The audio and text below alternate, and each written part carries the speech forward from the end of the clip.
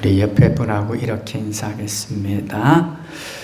부활 생명의 소망을 가지고 살아가십시오. 부활 생명의 소망을 가지고 살아가십시오. 아멘. 오늘은 사순절 두 번째 주일입니다. 예수님께서 걸어가신 이 십자가의 순환을 묵상할 뿐만 아니라 예수님의 부활도 함께 묵상하며 나아가는 사순절이 되시기를 바랍니다. 팀 켈러의 죽음에 관하여 라는 책이 있습니다.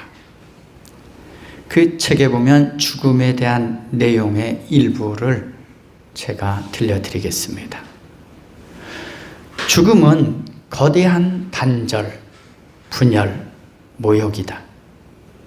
죽음은 아무도 건너뛰지 않는다. 죽음은 모든 일이 주는 의미와 기쁨을 앗아간다. 죽음에 대하여 그리스도인도 가슴 깊이 충분히 슬퍼하지만 동시에 소망이 공존한다.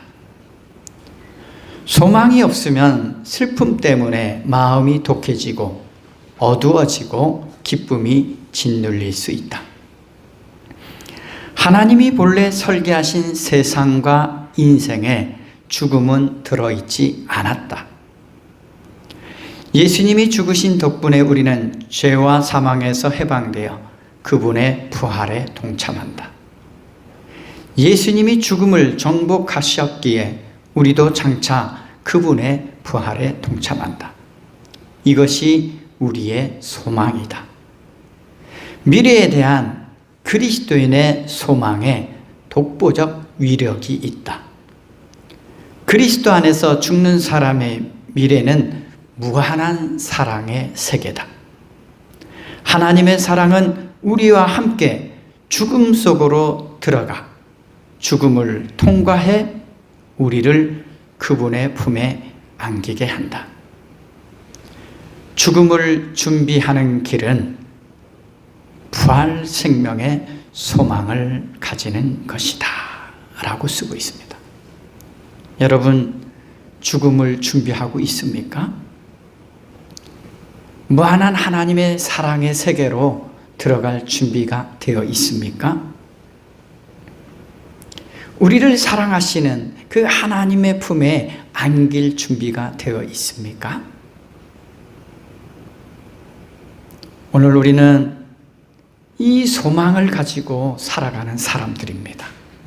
그렇기 때문에 기쁨이 있는 거죠. 감사가 있는 것이죠. 예수님의 십자가의 고난을 통해서 죽음을 통과해서 무한한 사랑의 세계로 나아가고 있는 인생임을 기억하시기를 바랍니다. 부활의 소망을 품고 주님의 품 안에 안겨서 주님의 다스리심 아래서 영원토록 즐거워하는 삶이 되시기를 간절히 바랍니다. 그리고 이 부활의 삶을 지금의 삶 속에서도 기쁨으로 누릴 수 있기를 바랍니다. 예수님께서 이 땅에 선포하신 복음의 내용은 하나님 나라입니다. 그리고 하나님 나라가 어떻게 성취되었으며 어떻게 완성될 것인가를 보여주는 말씀이 오늘 본문 말씀입니다. 하나님 나라를 이루셨다는 거죠. 근데 이 나라라는 개념을 여러분 이해하지 못하면 이 말씀을 이해할 수 없어요. 즉 하나님 나라를 이루셨다라는 것은 하나님께서 다스린다라는 거예요. 통치하신다는 거예요. 모든 세상, 모든 인류를 다스리신다는 거예요. 오늘 하나님 나라의 성취는 어떻게 이루어졌죠?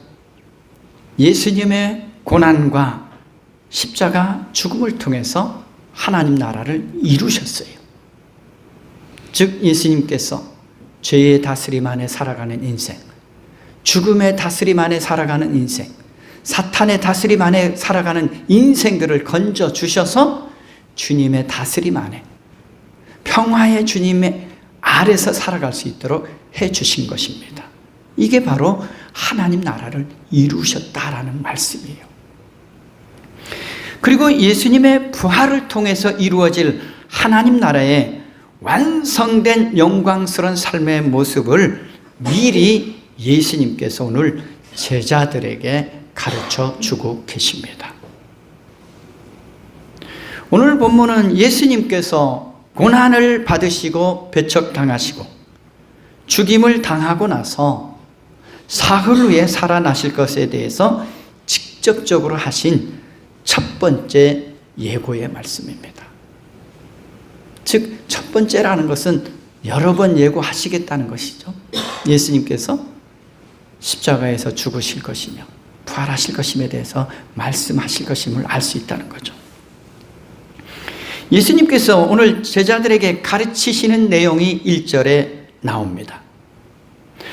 그리고 예수께서는 인자가 반드시 많은 고난을 받고 장로들과 대제사장들과 율법학자들에게 배척을 받아 죽임을 당하고 나서 사흘 후에 살아나야 한다는 것을 그들에게 가르치기 시작하셨다 라고 말씀하고 있습니다. 예수님께서는 오늘뿐만 아니라 이미 은연중에 이 제자들에게 예수님께서 죽으실 것임을 알려왔습니다. 그런데 제자들이 깨닫지 못했던 것이죠. 그래서 오늘 첫 번째로 직접적으로 말씀하는 거예요. 내가 죽게 될 것이고 사흘 후에 부활하실 것임을 직접적으로 가르쳐주고 있는 거죠. 마가복음 2장 20절에도 이렇게 말씀합니다. 그러나 신랑을 빼앗길 날이 올 터인데 그 날에는 그들이 금식할 것이다. 여기서 신랑은 누구를 말씀하는 걸까요? 예수님을 말씀합니다. 신랑을 빼앗긴다라는 것은 바로 예수님께서 고난당하고 죽으실 것임을 말씀하는 거예요. 왜냐하면 그리스도인은 예수 그리스도를 신랑으로 삼은 신부와 같은 존재잖아요. 그래서 교회는 그리스도의 신부다라고 말하는 거예요. 우리가 교회잖아요. 한 사람 한 사람. 그리스도의 신부로 살아가고 있는 거죠. 그래서 신랑을 빼앗긴다라는 것은 예수 그리스도를 십자가의 죽음에 내어준다는 말씀이죠. 그리고 이미 예수님을 대적하는 자들이 예수님을 죽이려고 음모를 꾸미고 있었죠. 마가복음 3장 6절에 이렇게 말씀합니다. 그러자 바리새파 사람들은 바깥으로 나가서 곧바로 헤롯 당원들과 함께 예수를 없앨 모의를 하였다. 예수님이 말씀하시기 전에 이미 사람들이 모의하는 거죠. 예수님을 죽이기로 모의도 하고, 그리고 예수님께서 죽으실 것에 대해서 미리 제자들에게도 계속해서 알려왔던 거죠. 그런데 오늘 예수님을 죽이려 하는 무리 속에 누가 있는 것을 봅니까? 장로들과 대제사장들과 율법학자들과 그리고 바리새파 사람들, 다 어떤 사람들이죠? 모두가 하나님을 가장 잘 믿는다는 사람들이에요. 그리고 하나님과 가장 가까이에서 섬긴다고 말하는 사람들이죠. 그들이 예수님을 죽이는 가장 주동적인 앞에 있다는 것을 잘 보여주고 있죠. 심지어 오늘 헤롯 당원들과 함께 모의를 하고 있죠. 헤롯 당원들은 이 헤롯 왕의 수하에 있는 사람들이죠. 세상 정치가라고 말할 수 있는 거죠. 그런데 오늘 예수님의 죽음은 이처럼 예수님을 대적하는 자들의 모의에 의해서 이루어지는 일이 아니라는 사실입니다. 표면적으로는 장로들, 대제사장들, 율법학자들, 바리새파 사람들에 의해서 그들의 모의에 의해서 예수님이 죽임을 당하는 것처럼 여겨지지만 예수님의 죽음은 하나님의 계획 속에 있는 죽음이라는 것이죠. 하나님의 사랑과 영광을 드러내는, 무엇보다 하나님의 뜻을 이루기 위한 죽음이라는 사실입니다. 이걸 깨달아야 되는 거죠. 하나님께서 우리들에게 하나님 나라의 생명과 평안과 기쁨과 안식을 누리게 하시기 위하여서 하나님께서 예수 그리스도를 이 순환과 부활의 여정으로 인도하고 계시다는 것입니다. 즉 하나님의 섭리 속에 들어있는 거예요. 예수님의 이러한 고난의 삶은 바로 하나님의 뜻에 순종으로 응답하신 것입니다. 그래서 예수님의 죽음은 예수님을 믿고 따르는 사람들에게 절망과 슬픔이 아니라 오히려 소망과 기쁨이 된다는 거죠. 왜냐하면 예수님으로 인해서 우리가 어떻게 합니까? 부활 생명을 하나님 나라의 삶을 누리게 되었잖아요. 겉으로 볼 때는 너무나 가슴 아픈 일이죠. 그러나 겉으로 보이는 것과는 다르다는 거죠. 예수님께서 오늘 순환 받으실 것임을 드러내놓고 명백하게 가르치십니다. 그러나 오늘 제자들은 예수님이 받는 이 순환의 의미를 깨닫지 못합니다. 직접적으로 말씀하고 있는데도 깨닫지 못합니다. 예수님께서 받는 이 순환의 의미를 깨닫지 못했음을 오늘 베드로를 통해서도 잘 알 수 있습니다. 예수님께서 제자들에게 순환을 받고 죽게 될 것에 대해서 가르치시자 오늘 베드로가 어떻게 말합니까? 32절에 보면 베드로가 예수님을 바짝 잡아당기고 항의를 합니다. 즉 베드로의 생각에는 예수님이 그렇게 고난당하고 핍박받고 죽는 것은 그리스도의 모습, 메시아의 모습이 아니라는 거예요. 근데 베드로가 예수님께서 제자들에게 너희는 나를 누구라 하느냐라고 물었을 때 베드로가 어떻게 대답했죠? 선생님은 그리스도이십니다.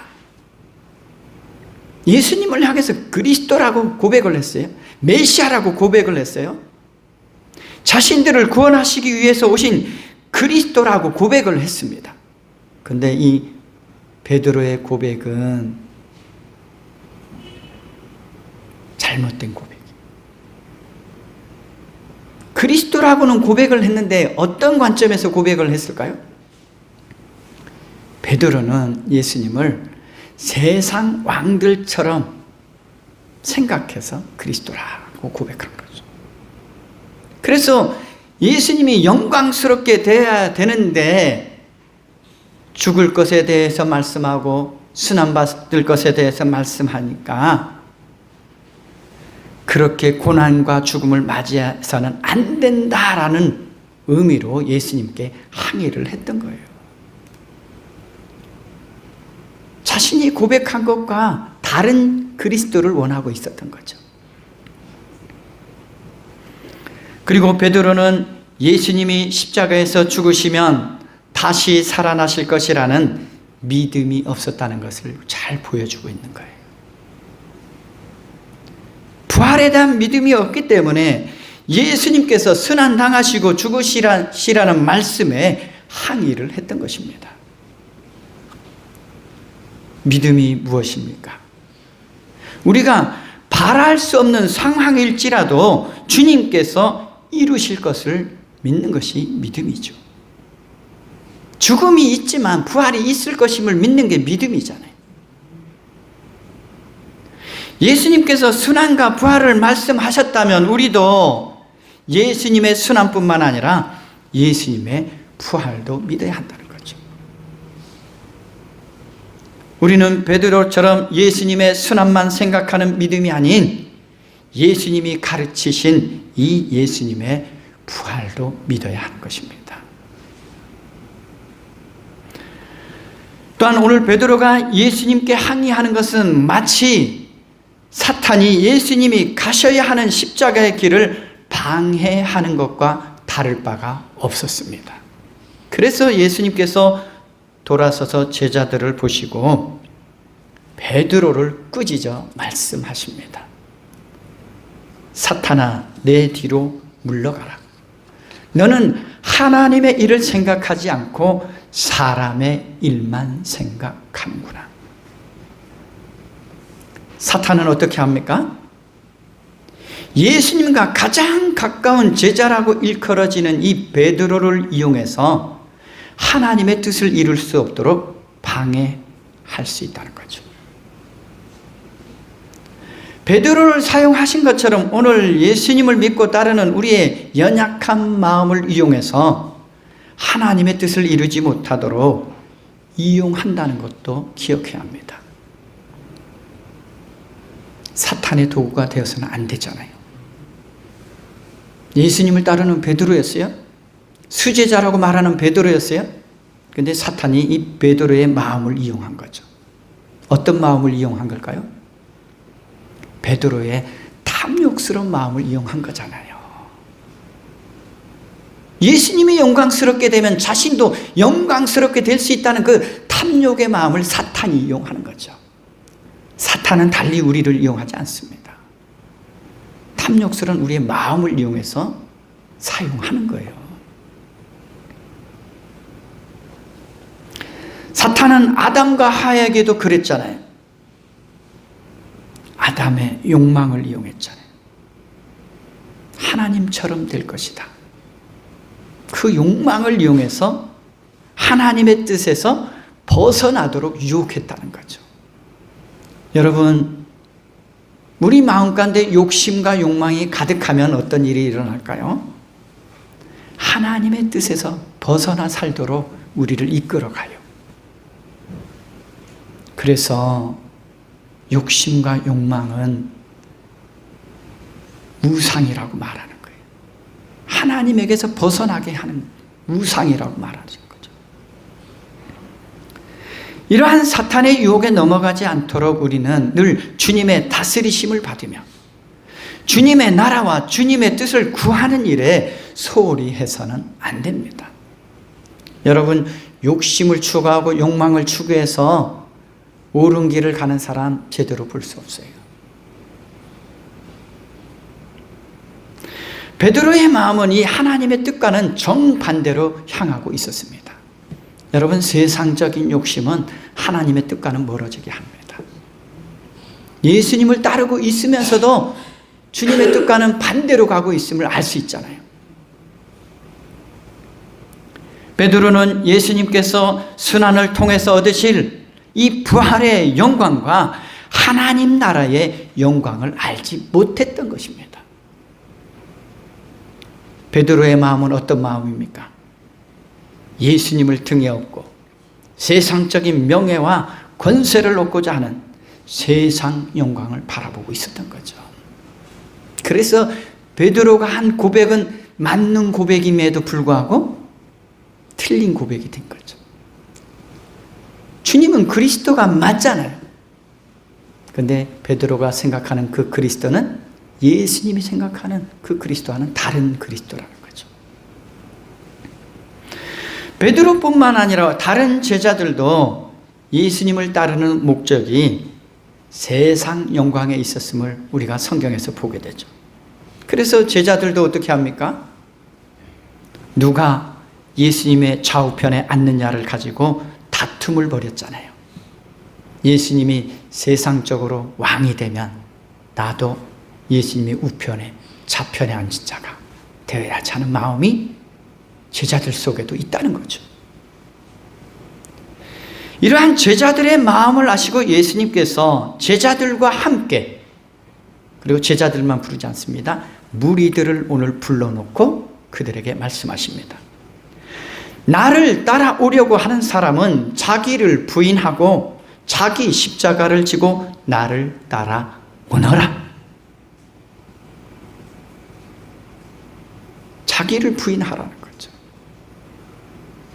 먼저 자기를 부인한다는 게 뭘까요? 여러분의 인생의 주인이 누구입니까? 하나님이 여러분의 인생의 주인이 되고 있습니까? 예수 그리스도가 여러분의 인생의 주인이 되고 있습니까? 그렇게 하라는 거예요. 내가 내 인생의 주인이 되지 말고 내 욕심이, 내 욕망이 내 인생의 주인이 되지 말라는 거예요. 그런 자기를 부인하는 삶이 될 때 주님을 따를 수 있다는 거죠. 예수님은 그리스도 메시아이면서도 이 땅에 사람의 몸을 입고 오신 그 자체가 바로 자기를 부인하는 모습으로 온 거예요. 이와 같이 예수님을 따르려면 자신을 높이는 삶이 아니라 자신을 낮추는 희생의 자리로 내려와야 한다는 것입니다. 제자들이 높아지려고 했잖아요. 낮추라고 하는 거예요. 높아지지 말라는 거예요. 십자가는 이 고난의 상징일 뿐만 아니라 가장 낮은 자리로 내려오신 자기 부인의 자리임을 말씀하시는 거예요. 그리고 예수님께서 자기를 부인하셨다라는 것은 세상 모든 사람들을 살리기 위하여 고난을 받을 준비를 하셨다는 거예요. 이와 같이 제자들도 예수님을 따라 자기를 부인하는 삶을 통해서 다른 사람들을 살리는 고난의 길을 외면하지 말아야 한다는 것을 가르치신 것입니다. 내 옆에 있는 사람을 살리기 위해서 누가 고난받아야 합니까? 예수님처럼 내가 희생해야 되는 거예요. 내가 고난받을 준비를 해야 한다는 거예요. 내가 살아나려고 하면 내 옆에 사람을 살릴 수 없다는 거예요. 왜냐하면 세상의 가치는 어떻습니까? 내가 살려고, 내가 잘 되려고 내 옆에 사람들을 밟잖아요.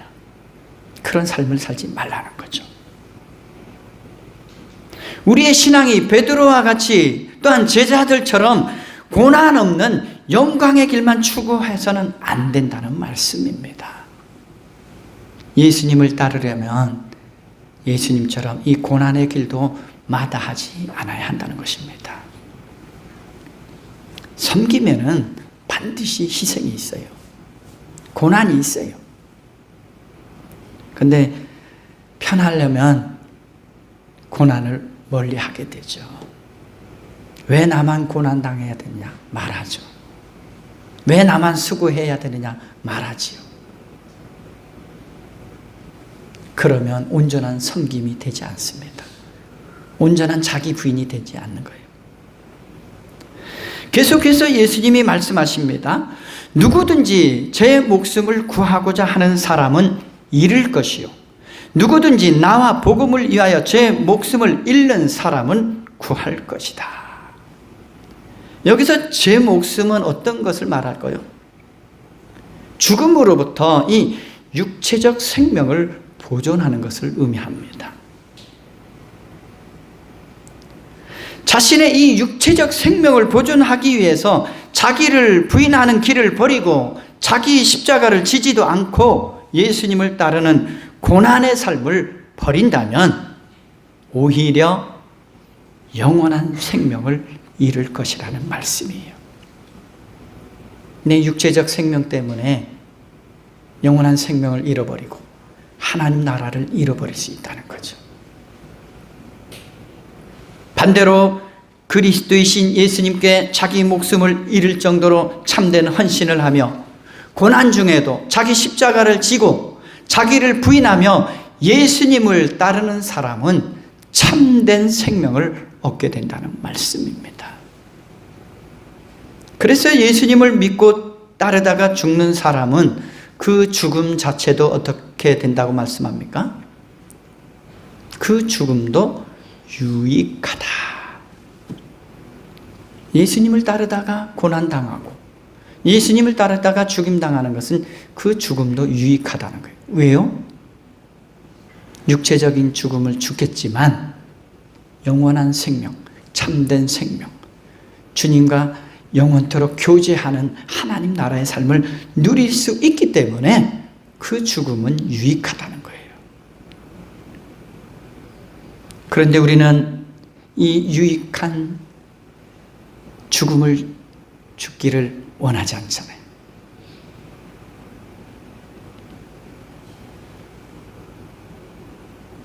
온 세상을 우리가 아무리 얻어도 영원한 생명을 잃어버린다면 아무런 이득이 되지 않는다라고 오늘 본문 36절에 말씀합니다.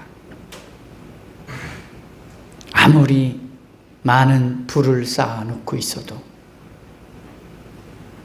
아무리 명예롭게 되어도, 아무리 세상 권세를 잡고 있어도 주님을 따르는 삶이 되지 않으면, 주님의 다스림 안에 살지 않으면 아무 유익도 없다는 거예요.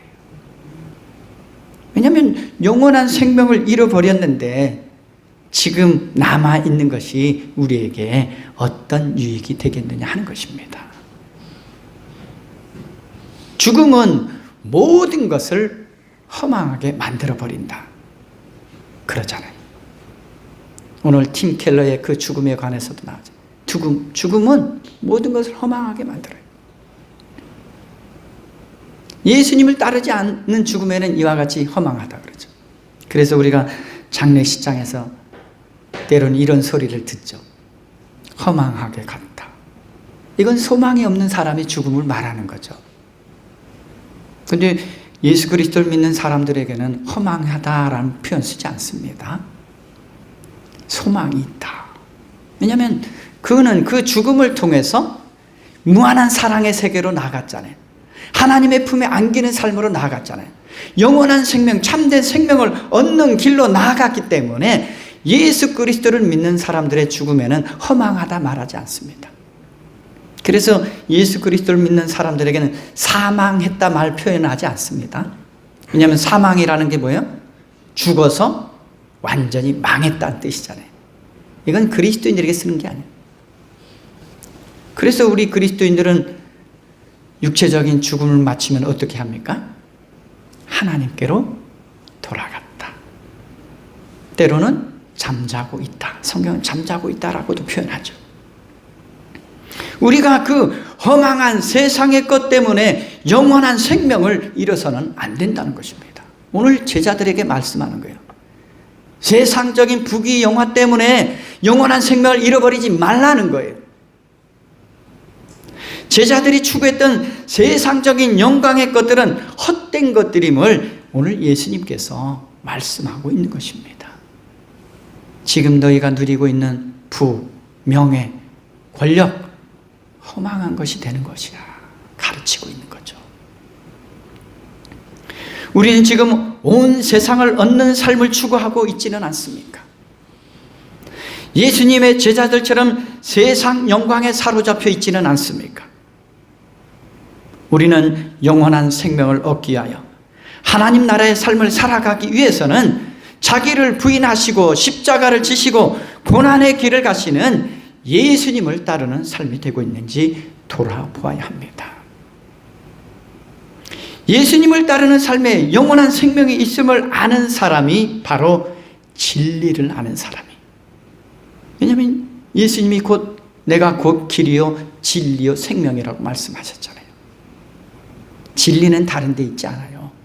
예수님을 따르는 길이 진리예요. 예수님의 십자가는 또한 부활로 향하는 길이며 영원한 생명을 누리는 유일한 길입니다. 예수님은 세상 모든 사람들에게 유익을 끼치시기 위하여서 십자가의 고난을 마다하시지 않은 거예요. 세상 모든 사람들에게 유익을 끼친다는 것은 세상 모든 사람들에게 영원한 생명을 주시고자 하는 것이 하나님의 뜻이요 하나님의 마음이요 하나님의 사랑입니다. 이것을 사람들은 깨닫지 못해요. 왜 예수 믿으라고 말하는 걸까요?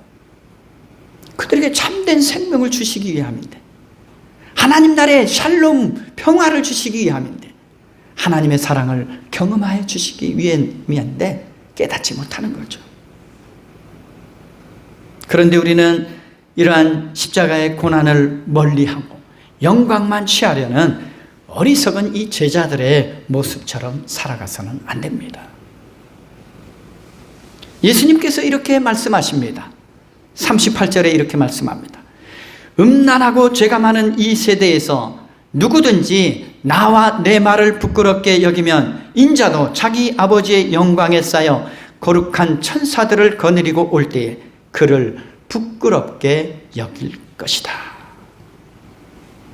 예수님께서 나와 내 말을 부끄러워한다라는 것은 죽음을 무릅쓰고라도 주님을 시인하기는커녕 시험 받을 때에 그리스도를 부인하는 태도를 말합니다. 예수님 믿는다고 말하지 못하고 예수님 믿는 것 때문에 조롱받는다고 예수님을 부인하면 안 된다는 거예요. 예수님과 복음을 위해서 자신의 생명을 기꺼이 희생하려는 마음이 없다는 것을 지금 말하고 있는 거예요.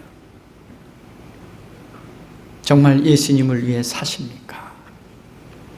예수님을 위해서 생명 다할 준비가 되었습니까? 그 마음이 없다는 거죠. 즉 누구를 부끄러워한다는 거예요?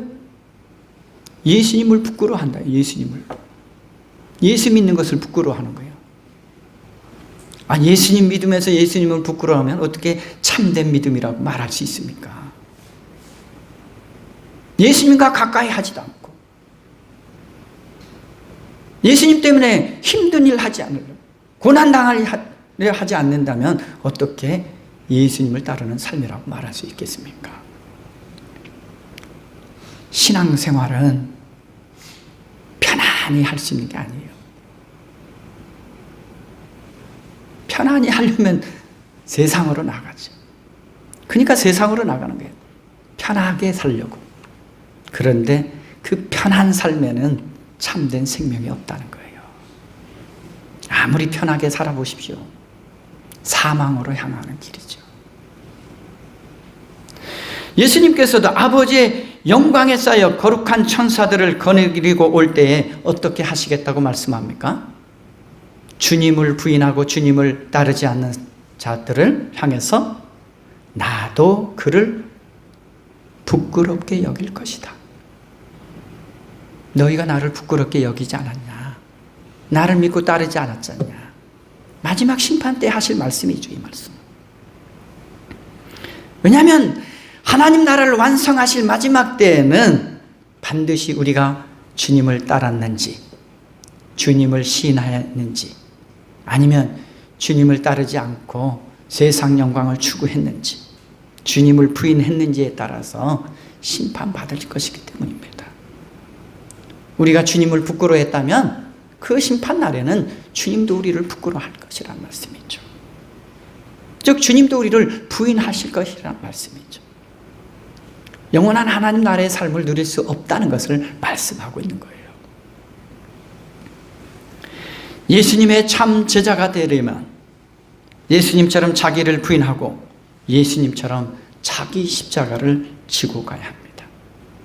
예수님이 걸으셨던 이 고난의 길을 두려워하지 않고 갈 수 있어야,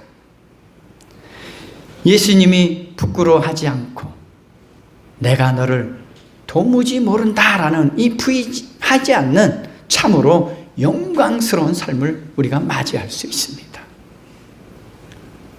여러분, 우리가 예수님을 따라간 것 같은데 내가 도무지 너를 모른다 말한다면 얼마나 슬픈 일이겠습니까? 인자이신 예수님 앞에서 예수님을 따르는 우리의 믿음과 삶이 인정받을 만한 믿음이 되고 있는지 돌아봐야 합니다. 세상 일에는 너무나 우리가 적극적으로 살아가잖아요.